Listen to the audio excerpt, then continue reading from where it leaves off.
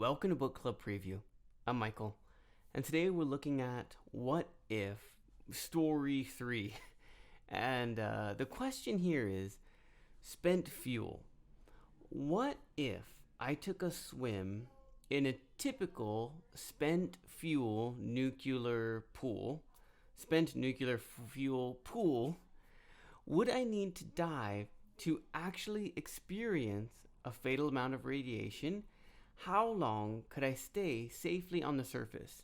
A lot of questions there, but let's break it down. The author starts with, man, you could swim in a pool for about 10 to 40 hours just based on your swimming skill. But then after 10 to 40 hours, your body would get so tired, you would just drown in the water. Not because of the nuclear fuel, but just because of fatigue from your body. So actually, if you think about the pools that are used for the spent fuel, they're very safe. The water temperature is just about a bathtub. It's warmer than an outside pool, but cooler than a hot tub. So it actually sounds pretty nice about a bathtub. So it's not too hot, it's not too cold.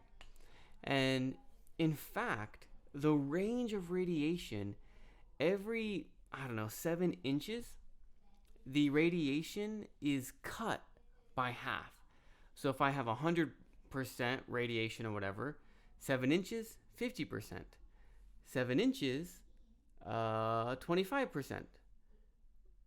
7 inches is, 25, what is that, 12.5? Okay, so it's going to go down every 7 inches. So, man, you don't have to be that deep before the water actually is protecting and keeping the radiation contained.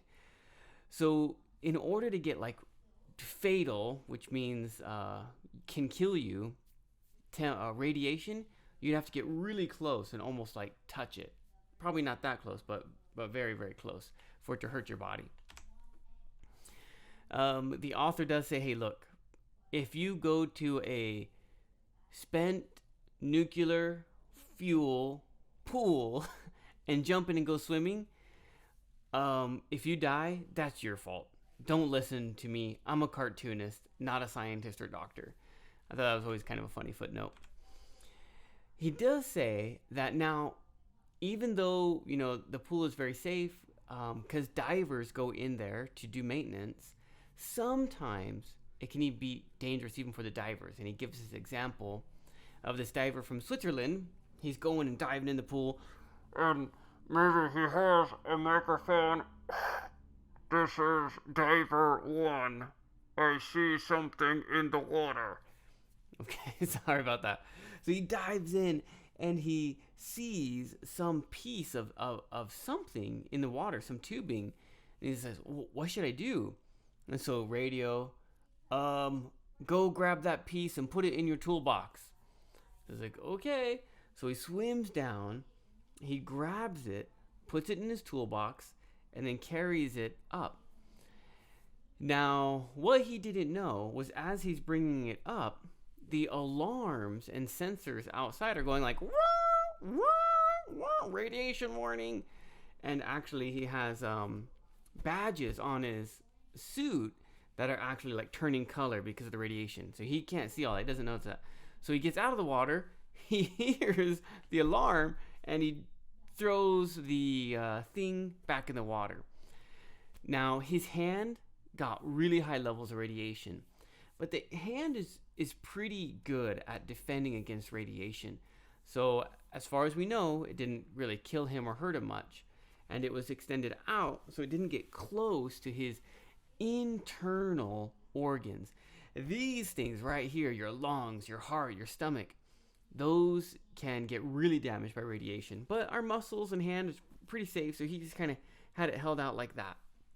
So he had high levels of radiation, but it wasn't that bad because he kept it out in his hand, and it was mostly his hand that got hurt. So the author asked one of his friends, like, hey, you work at a nuclear facility, you have spent fuel tanks. What would happen to someone who went to go swimming in a pool. And the guy looks and he's like, at our facility, they would probably die before they got to the pool. Whoa, that's some crazy radiation from gunshot wounds. You there, stop, or I'll shoot. You, stop. What was that guy doing? Why was he running to the pool? So there's some security and defenses against people playing around with nuclear material. There's one last page here where the author talks about weird and worrying questions. And the first one, so these are questions that he didn't want to answer, and we're kind of like, oh man, that's disturbing and scary. And so one person said, how cold would your teeth have to be to drink a cup of coffee and shatter? So imagine if you had something, this can happen with dishes sometimes, okay? Maybe your mom is cooking on the stove or has a bowl from the microwave. She takes it out, it's really hot, puts it in the sink, puts cold water on it, and it cracks or bends.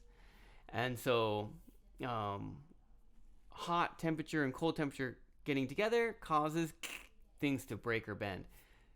And the author doesn't answer. He's like, that gives me nightmares. The second question was someone asked, hey, the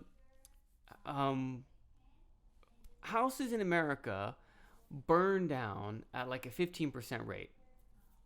So I guess that's like 15% of houses in America burn down. He says, what would it take to raise that level to 30%? And the author's like, that's kind of a scary question. Excuse me, policeman. I think there's some crazy guy trying to burn down houses. And so he just kind of has a small comic. So he didn't answer those questions, but he thought they were weird and interesting and just wanted to share them with us. Let's look at some vocabulary. First one, spent nuclear fuel. So in a nuclear power plant, there is some nuclear fuel, but after I don't know how long, years, days, hours, that fuel loses its power, its energy. It's still radioactive, but we can't use it to create the energy we want. So we got to take that, and now it's called spent. It has used all its power, used all its money. So if I say, hey, do you have $5? Oh, sorry, I spent it yesterday. I used it. It's gone. So spent fuel, used up fuel. And for nuclear fuel, it's the energy, nuclear power that's going away. Fatal, which I talked about, means can kill you. Fatal cancer, fatal encounter, things like that. Fatal radiation. Cask is a sealed container. So the radiation is put inside, and then it's closed and sealed and put tape on saying danger, and then put into the water. A dosimeter badge. That is when people are working with radiation, they have these patches, like I think of spacesuits or hazmat suits, radiation suits. There are these patches on their badges. And so when that part gets exposed to radiation, the color of the patch will change. Maybe it'll be green, turn to yellow, orange, red, kind of things like that. And so the diver had those, I guess, on his swimsuit. Sheared off is cut off. So we can imagine as they're putting these casks, and they're pretty heavy, some are like cement, concrete. They're putting them in these tanks without the water yet, I imagine. I have no idea. But as they're putting it in the tank, maybe it hit some part of the pool, and it sheared off a piece of the tank, some tubing, and that had radiation on it. That leaves us with our discussion question.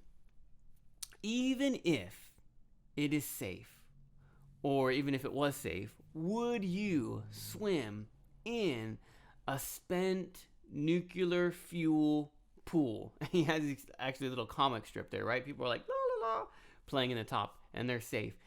Actually, he says those people in the pool are probably safer than the people outside because there's radiation all around us just from the sun. But in the pool, it's actually protecting you from some of that radiation. So even though it's a spent nuclear fuel pool, they could be safer than the people standing outside, which is kind of crazy. But would you swim in that pool? And of course, please make your own discussion question.